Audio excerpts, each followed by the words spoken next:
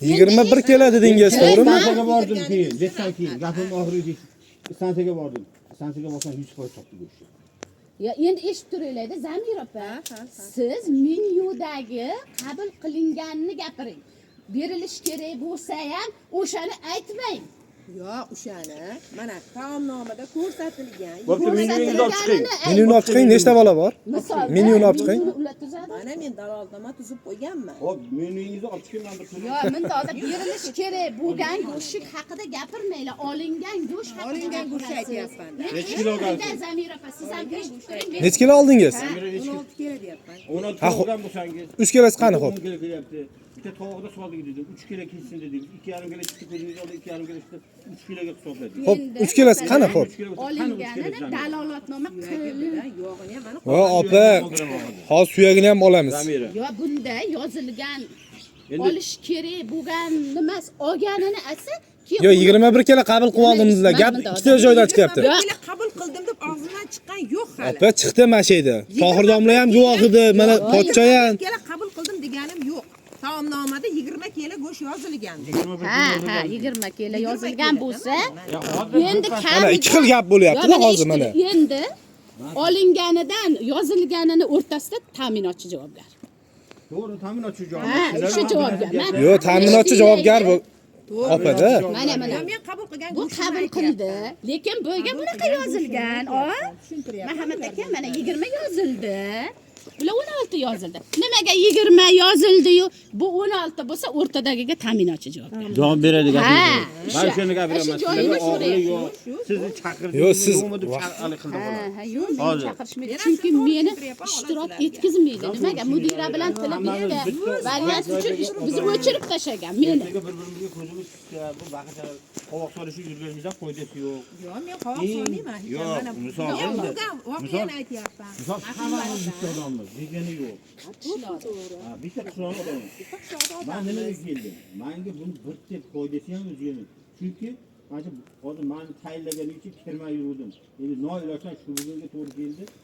Hozir Namanganga to'rtta savol bilan Abdurasulni jo'natib yubordim. Dedi qo'mitaga jo'natib hozir. Hozir yana Bulburtamiz Aliqratov shaharga soat 10 da uchirdim. Mayli Muhammad aka, doimo kelavering. Yo'q, kelavermayman. Men kelsam anaqa janjalga turib beradi. Janjal bo'lmaydi. Faqat sizlarga bo'lgan hodisani tushuntiryapman. Yo, vaqt cho'zyapsiz xolos, opa, vaqt cho'zyapsiz xolos. Hozir aytdingiz 21 kilo go'sht qabul qilib oldim dedingiz ertalabda. Tarazini olib kelinsan, tarazini olib kelmadingiz. Opa gapirdingiz. Hozir videoni qaytarib qo'yaman, eshitaman. Bo'ldi qilinglar. Xudoyim ko'rib, men gapirgan gapimni gapirib beraman. Sizni o'zi vaqti ishlashga haqqingiz yo'q edi bu yerda. Arizangizni yozgan edi. Bahodir soting ustidan ham chora ko'rgizdiraman. Endi bir joyi odamimiz deb aniqsa bunaqa emasdi. Ali Muhammad aytadi. Ha. Xudoga shukr, Allohga shukr, rizqimni uy qilib yaratgan ekan. Mana shu yerda xalqqa ozginami, ko'pmi, necha bo'lsa ham foydam tegdi. Foydangiz tekkanini ko'ryapmiz, opa. Ko'ryapmiz. Endi lekin sizchi? Siz kimsiz o'zi? Kim? Men ota-onaman. Bo'shatadigan siz kimsiz? Arizangizni yozganmidingiz? Bahodir soting foldi. Yozganmidingiz? Yozgan edingiz. To'g'rimi? Ha. Yashang. Bo'ldi. Siz kimsiz? Men ishdan bo'shatdimi Bahodir? Bahodir Sotimov ishdan bo'shatdimi? Bo'shatdi. Nimaga yana ishlayapsiz? Ishlayman. Ko'ramiz. Bahodir Sotimov ham siz ham qaygacha borar ekansizlar? Bu davlat ishi. Endi deb. Ishlayman. Ertaga yana bitta ishlayman. Ha. Allohim rizqini Prosta berganicha ishlayman. Mana hozir go'shtga uni nima aloqasi bor Bahodir? Ikki xil bo'lyapti-da gap.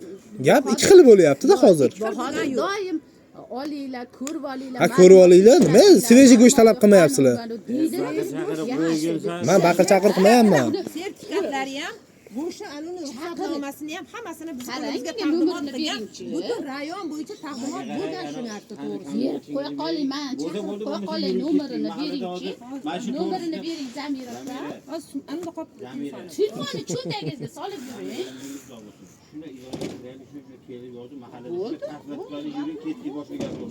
Bu ta'minotchi bo'lmasa bo'lmaydi.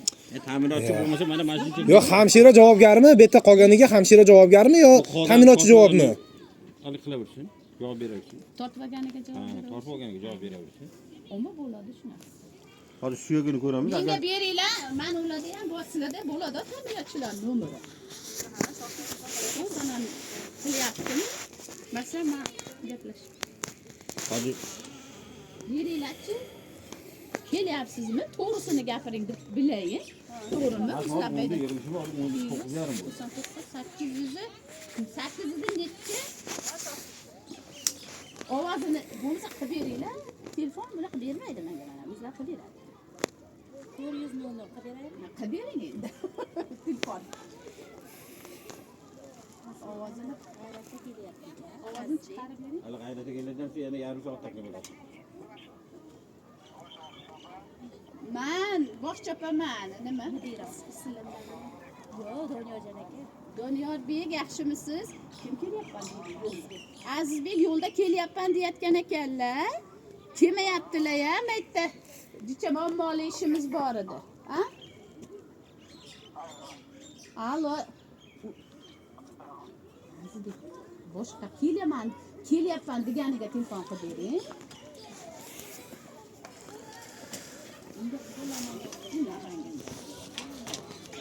Alaykum assalom. Men 42-bog'chaga kelyapman deyotgan ekansiz. Muammoyimiz bor edi. Kelib qoldingizmi? To'g'risini ayting faqat. Bitta katta odamlar bor, men bu hoji akalar bor. Sovuqda kutib qolishdi-da. Aniqmi?